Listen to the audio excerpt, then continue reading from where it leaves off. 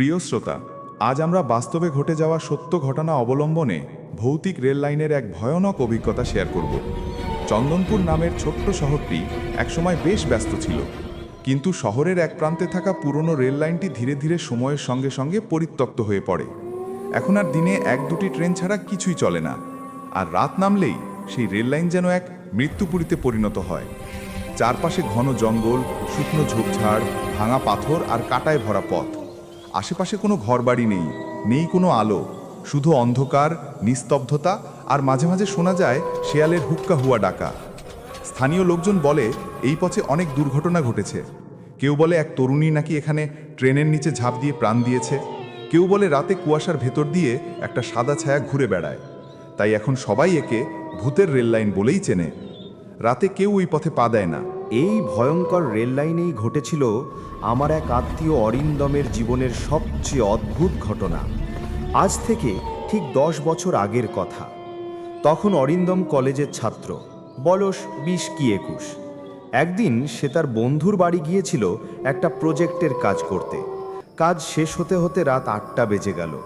শহর থেকে বাড়ি ফেরার দুটি রাস্তা ছিল, একটা লম্বা যেখানে লোকজন চলাচল করে, আর একটা শর্টকাট যা এই পুরনো রেল লাইনের ওপর দিয়ে গেছে।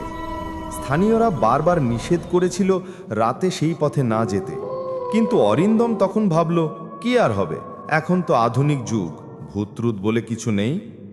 সে নিজের ব্যাগ কাঁধে নিয়ে সেই রেল লাইনে হাঁটতে শুরু করলো। প্রথমে সব ঠিকই ছিল, পায়ের নিচে কঙ্করের খসখস শব্দ, দূরে ঝিঝি পোকার ডাক, আর মাঝে মাঝে বাতাসে পাতার সাঁই সাঁই আওয়াজ। হঠাৎ তার মনে হলো পেছনে যেন কেউ হাঁটছে, ধীরে, ঠক ঠক ঠক করে।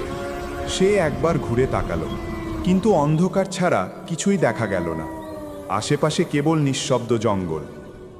হয়তো আমার কল্পনা ভেবে সে আবার হাঁটতে লাগলো, কিন্তু কিছু দূর এগোতেই সে শুনতে পেল একটা হালকা ফিসফিস আওয়াজ, যেন কেউ মৃদু স্বরে কথা বলছে। প্রথমে ভেবেছিল বাতাসের শব্দ, কিন্তু আওয়াজটা ক্রমে স্পষ্ট হতে লাগলো। মনে হচ্ছিল কেউ যেন তার নাম ধরে ডাকছে, অরিন্দম, অরিন্দম। তার শরীর ঠান্ডা হয়ে এলো, বুক ধকধক করছে, কপালে ঘাম জমেছে। চারপাশে কেউ নেই, অথচ সেই কণ্ঠস্বর যেন একেবারে কাছাকাছি। সে ভয় পেয়ে দৌড়তে শুরু করলো, কিন্তু যত দৌড়াচ্ছে সেই ফিসফিস আওয়াজ যেন পিছু নিচ্ছে তার। মনে হচ্ছিল কেউ ঠিক পেছনেই আছে, দেখা যাচ্ছে না, কিন্তু উপস্থিতি অনুভব করা যাচ্ছে। হঠাৎ তার মনে হলো কেউ যেন কাঁধে ঠান্ডা হাত রাখলো। তার রক্ত হিম হয়ে গেল, শরীর অবশ হয়ে পড়ল। ঘুরে তাকানোর সাহস পেল না সে। ঠিক তখনই সামনে দূরে কুয়াশার মধ্যে একটা ছায়ামূর্তি দেখা গেল। ধীরে ধীরে সেটি স্পষ্ট হলো। এক নারী, লম্বা চুল, সাদা শাড়ি, কিন্তু মুখটা ঝাপসা, যেন কুয়াশায় ঢাকা। চারদিকের বাতাস মুহূর্তে ঠান্ডা হয়ে গেল, যেন বরফের মতো। অরিন্দমের পা মাটিতে আটকে গেল, মুখ দিয়ে শব্দ বেরোলো না, তার গলা শুকিয়ে কাঠ। মূর্তিটা ধীরে ধীরে তার দিকে এগিয়ে আসছে। সে তখন শুধু শুনতে পাচ্ছে সেই ভয়ানক ফিসফিস কণ্ঠ, ফিরে যা, ফিরে যা। কণ্ঠটা যেন সরাসরি তার মাথার ভেতর প্রতিধ্বনি তুলছে। চারপাশের অন্ধকার ঘন হয়ে আসছে, আর তার চোখের সামনে সবকিছু ঝাপসা হয়ে যাচ্ছে। হঠাৎ সে মনে করলো যেন মাটির নিচে টেনে নিচ্ছে কিছু একটার শক্তি। তারপর আর কিছু মনে নেই, সবকিছু অন্ধকার। সকালে কিছু গ্রামবাসী রেল লাইনের পাশে অচেতন অবস্থায় অরিন্দমকে পড়ে থাকতে দেখে। তারা তাকে জাগিয়ে তুলল, বাড়িতে নিয়ে গেল।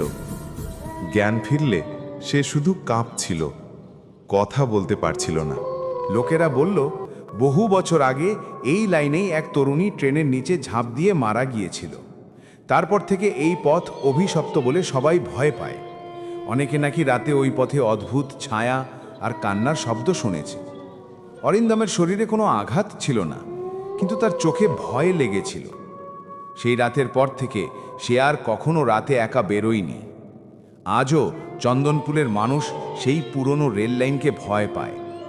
কেউ কেউ বলে সব গল্পই কুসংস্কার, আবার কেউ শপথ করে বলে, আমি নিজে শুনেছি, দেখেছি। বিশ্বাস করা না করা আপনার ব্যাপার, কিন্তু যাদের চোখে আতঙ্ক দেখেছেন তারা জানেন কিছু জায়গা সত্যিই আছে যেখানে রাতের নীরবতা শুধু নীরবতা নয়, সেখানে কেউ না কেউ এখনো ফিসফিস করে বলে, ফিরে যা, ফিরে যা। ভিডিওটি ভালো লাগলে লাইক, কমেন্ট, শেয়ার করুন, ফলো দিন, সাবস্ক্রাইব করে পাশে থাকুন।